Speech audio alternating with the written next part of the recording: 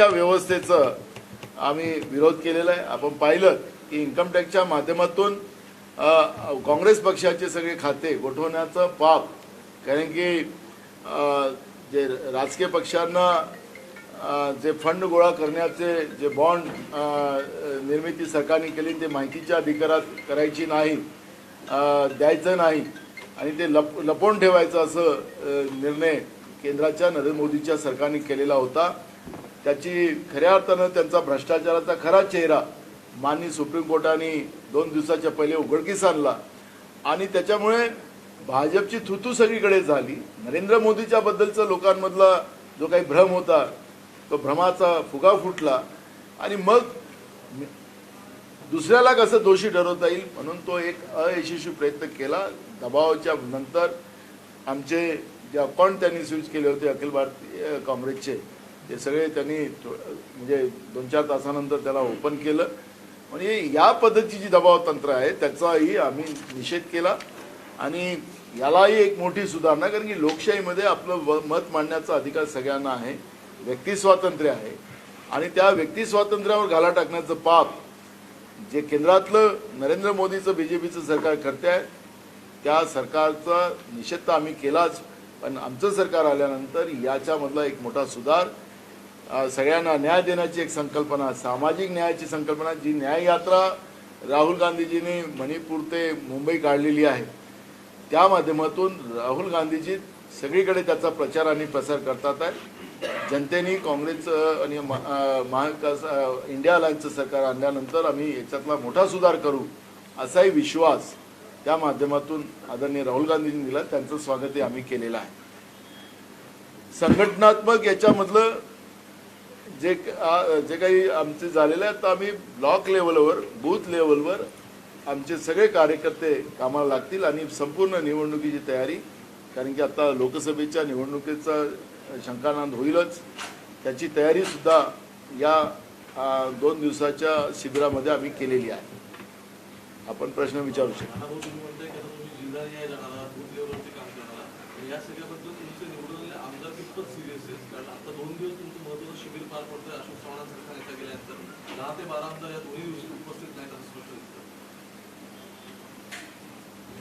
याच्यामध्ये आमदारांनी परमिशन घेऊन अनेक आमदार आलेत आणि आमदार गेलेत, कारण की प्रत्येकाला थोडंसं त्यांचं व्यक्तिगत, कारण की आता सध्या लग्नाचं सीझन चालू आहे, कोणाचं लग्न आहे, व्यक्तिगत काम होते, ते परमिशन घेऊन गेलेले आहेत। त्यामुळे या सगळ्याच्या बाबत पण जे आले नाही त्याबद्दल प्रभाऱ्यांनी आज सांगितलेलं आहे की जे आले नाहीत त्याला शोकास देण्याचा निर्णय घेतलेला आहे। आम्ही जे आले नसतील त्यांना शोकास देऊ, त्यांच्याकडून कारणे मागून घेऊ आणि आता पुढे निवडणूक आहेत त्यामध्ये पक्षाच्या शिस्तीमध्ये जे कोणी येत नसतील त्यांना त्या पद्धतीचं प्रॉपरली संदेश देण्यात येईल।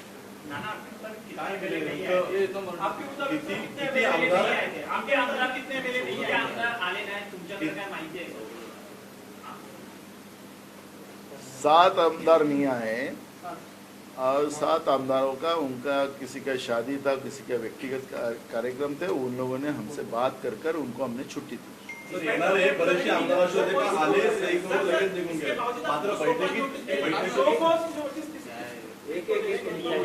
जो पदाधिकारी आए नहीं और विदाउट परमिशन नहीं आए उनको शोकास दिया जाएगा। जवळपास सगळ्याच आमदारांनी परवानगी घेऊन गेलेली पदाधिकारी ते सांगितलं ना तुम्हाला, ज्यांनी परवानगी घेतली नसेल असे जे काही आमदार असतील त्यांना शोकास पाठवलं जाईल। त्याला देतो, यादी देतो आता। आमदारांना काही सिरियसनेस आहे की नाही तुमच्या, म्हणजे खरं तर सर्वच बाकीच्या पक्षांमध्ये पक्ष संघटन आणि पक्ष वाढवणे लोकांपर्यंत शोकास दिला जाणार, आम्ही सांगितलं नाही, आम्ही सोडणार असं नाही सांगितलं, शोकास दिला जाणार आणि योग्य निर्देश आणि कारवाई करण्याचं भूमिका आमचे प्रभारी रमेश चन्नीतालांनी जाहीरपणे मांडली। तुम्ही म्हणतात सगळ्याच आमदारांनी कारण सांगितलं तुम्हाला, ज्याच्यात कोणी ज्या पद्धतीचं चुकीचं कारण सांगून सुट्टी मारली असेल तर त्याची माहिती घेतली जाईल। जर सगळ्या आमदारांबरोबर मतदारसंघात काम असेल किंवा काही इव्हेंट असतील तर यांना विचारात घेऊन ही बैठक बोलवली नव्हती का? कारण एवढे असं आहे की याला कोणाला विचारायचं नसतं. पक्षाने जे काही कार्यक्रम घेतले असतात त्या कार्यक्रमामध्ये व्यक्तिगत कार्यक्रम बाजूला सारून त्याच्यामध्ये सगळ्यांनी सहभागी व्हावं हीच भूमिका त्याच्यातली असते. कुठे वेळाचं बघा, आता वेळ आहे की युद्ध आहे? आता युद्ध आहे. त्यामुळे सगळ्यांनी सिरियस राहावं ही संकल्पना. आणि म्हणून प्रभारी आमचे जे आहेत रमेशचंद्र निकले साहेबांनी त्या पद्धतीच्या सूचना दिल्या. याच्या आधी चला, दुसरे प्रश्न. नेक्स्टच्या बैठकांना नेक्स्ट मोठ्या प्रमाणात आमदार 5 दिवस झाले जरी मराठा दोन्ही प्रश्न आहे. सांगितलं तुम्हाला, दिलं नाही. मुंबई जागा वाटपाच्या चर्चा तुमच्यात होती. 22 तारखेला तुमच्या इलेक्शनच्या संदर्भात बैठक चेअरमन येणार आहे. मुंबई सेंट्रिक प्रश्न आहे की मुंबईमध्ये काँग्रेसला साधारण 2 जागा हव्या आणि त्यात किमान एखादा अल्पसंख्याक कुठे म्हटले 2 म्हटलं? कुठल्याही 2 पैकी एक आमच्या रिंगण आहे का ना, आम्ही 3 जागा मागितलेल्या, 2 नाही. किमान म्हटलं किमान 2 असलम शेख यांनी म्हटलेलं आहे की मायनॉरिटीला एक जागा मिळावी. असलम शेख किंवा दुसरे मग अमीन पटेल यांना मिळावं. आता आम्ही सांगितलं पक्ष कोणाला तिकीट द्यायचं ते पक्षाचा अधिकार असतो, आमदाराचा नसतो. पण मुंबईमध्ये किती जागा मागितली? 3. आणि त्या लोकसभेच्या आता सगळी शिबिर झालं लोकसभेच्या पार्श्वभूमीवर जागा संदर्भात काय चर्चा म्हणजे आता कुठल्या जागा? आता बघा, आता तेच लागतोय. आता शिवजयंती झाल्यानंतर आमचं जागा वाटपाचं 5-6 दिवसामध्ये आम्ही विषय संपू.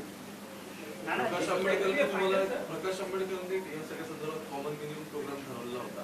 ते दिल्यानंतर सुद्धा त्यांचा अजून ते पूर्णतः खंडणीचं दिसत नाही. कारण ते वारंवार तेच काँग्रेस विरोधात मिटिंग होतात. या सगळ्यावरून प्रकाश आंबेडकरांची संपूर्ण येणाऱ्या काळातल्या महाविकास आघाडीमध्ये नक्की शाश्वती काय वाटते? आमची शाश्वती हीच आहे की प्रकाश आंबेडकर साहेब हे महाविकास आघाडी सोबत राहतील असा आमचा विश्वास आहे. हाँ, जो किसान सिद्धि जी ने पहले भी सवाल उठाए थे कि संगठन में सब कुछ ठीक नहीं चल रहा है और वो 2 दिन यहाँ शिविर में नहीं पहुँचे तो इसका मतलब निकाला जाए कि वो नाराज है। देखो, मूल सब्जेक्ट ऐसा है, पार्टी से कोई बड़ा नहीं होता. ये संगठन का मीटिंग है. संगठन के मीटिंग में बाहर में बात रखने की जगह संगठन में आके बात रखने का अधिकार सबको है. हम तानाशाह पार्टी नहीं है, तानाशाह बीजेपी है. और इसलिए कांग्रेस में अपनी बात रखने का सबको अधिकार है, हाईकमान के पास भी रखने का. मैंने आज भी कहा कि हमारे प्रभारी चन्नीतला जी, इनके साथ हमारा छोटा से छोटा कार्यकर्ता मिल सकता है और अपनी बात रख सकता है. तो लेकिन बाहर कोई इस तरह का वक्तव्य ना करे, उसकी भी सूचना आज हमने दी है और जाहिर में दी है. तो इसलिए इस विषय में बहुत सुधार आपको देखने मिलेगा. सर, राज्यातून अशोक चव्हाण गेलेले आहेत. आता कमलनाथ सुद्धा जाण्याच्या मार्गावरती अशा प्रकारची चर्चा आहे. किती मोठा धोका आहे आपण? देखो, नेता कांग्रेस में जो भी है उनको कांग्रेस के कार्यकर्ता और कांग्रेस को चाहने वाले वर्ग ने बनाया. कौन जा रहा है कौन आ रहा है उसके तरफ ध्यान देने की वजह से हमें हमारे नेता राहुल गांधी जी जो मणिपुर से मुंबई के लिए निकले, जो आज देश की संवैधानिक और लोकतांत्रिक व्यवस्था के लिए बचाने के लिए और एक सामाजिक न्याय के लिए वो लड़ रहे हैं. हमारा कांग्रेस का कार्यकर्ता और कांग्रेस को चाहने वाला वर्ग और नए जो वोटर्स है उनको भी राहुल गांधी जी के वो सब फैन हैं. और उनको लगता है कि मोदी जी ने जिस तरह से झूठ बोलकर युवाओं की ज़िंदगी बर्बाद कर दी है, कई युवा पढ़े लिखे वो हमेशा के लिए उनकी ज़िंदगी बर्बाद कर दी है, तो हमारी पीढ़ियाँ बर्बाद ना हो करके नए वोटर भी राहुल गांधी जी के फेवर में खड़े हैं. और उसके लिए आपने देखा होगा कि महाराष्ट्र में जो भी सर्वे सभी चैनलों का आया है उसमें महाविकास आघाड़ी आपको अग्रेसर दिख रही है, आगे बढ़ती दिख रही है.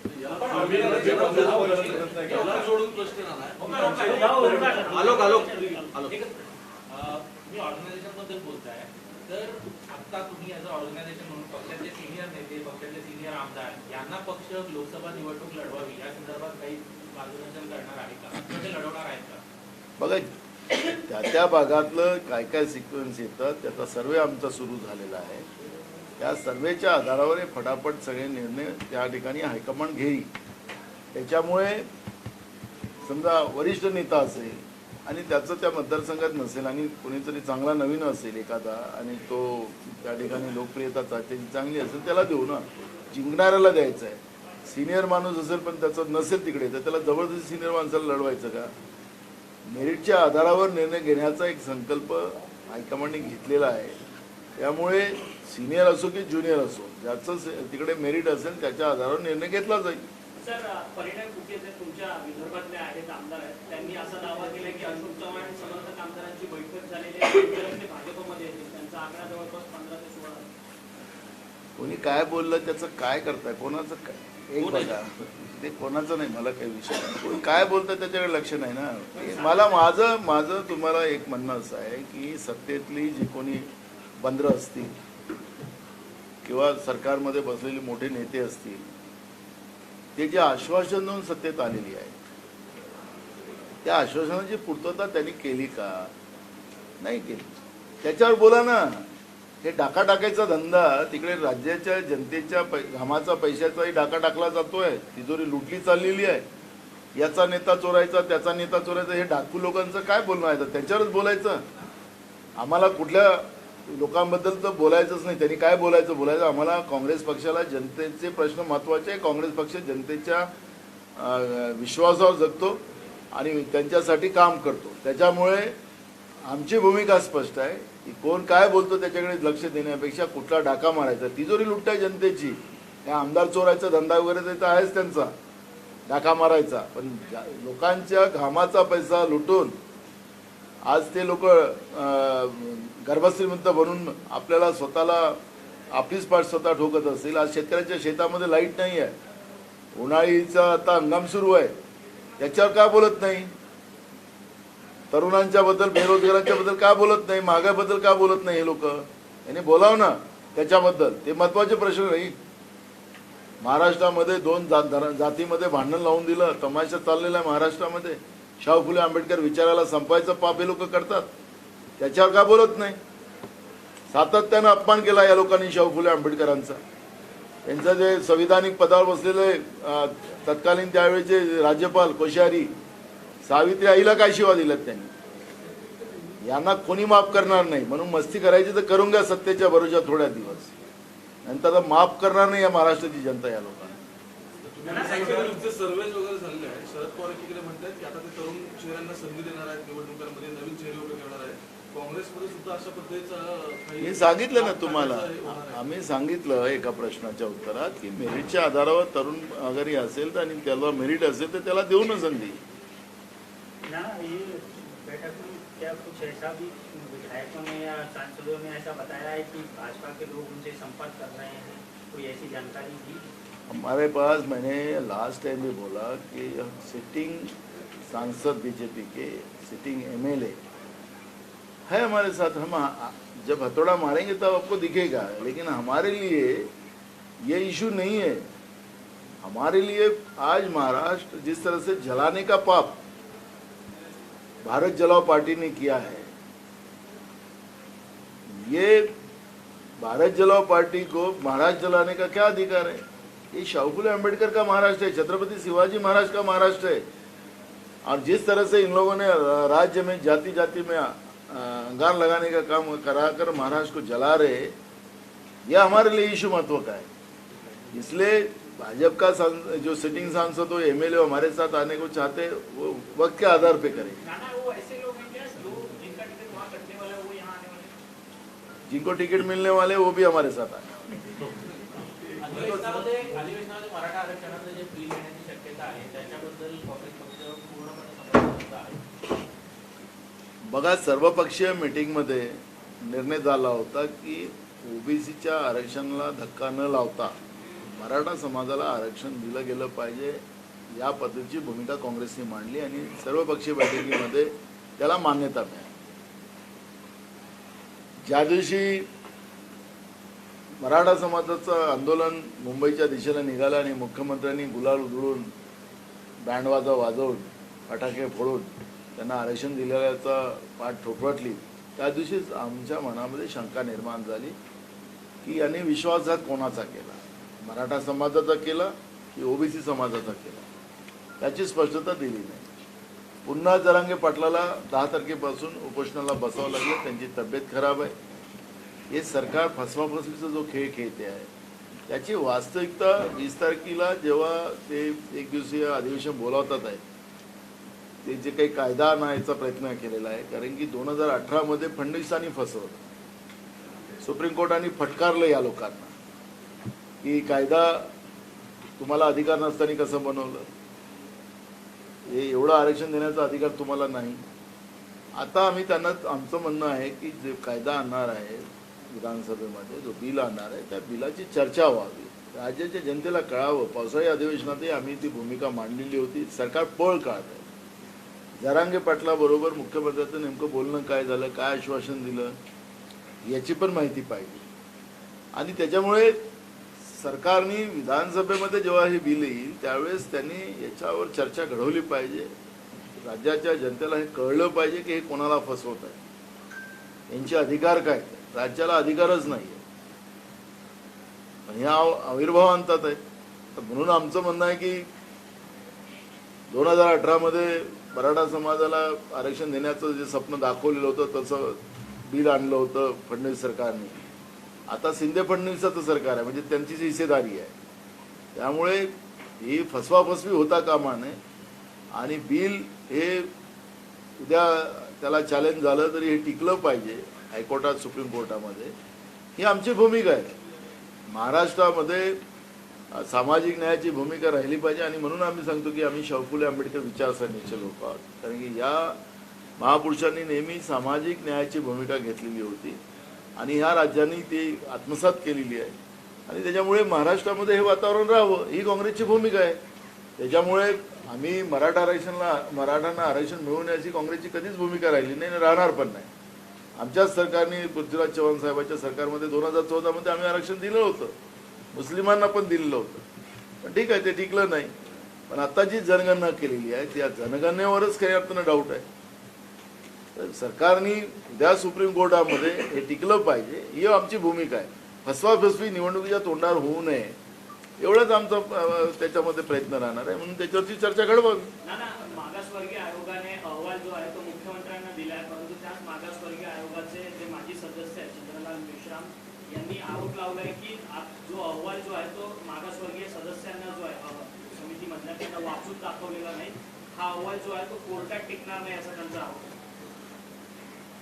ते स्वतःच जस्टिस आहेत मेश्राम साहेब आणि त्या समितीचे सदस्य होते.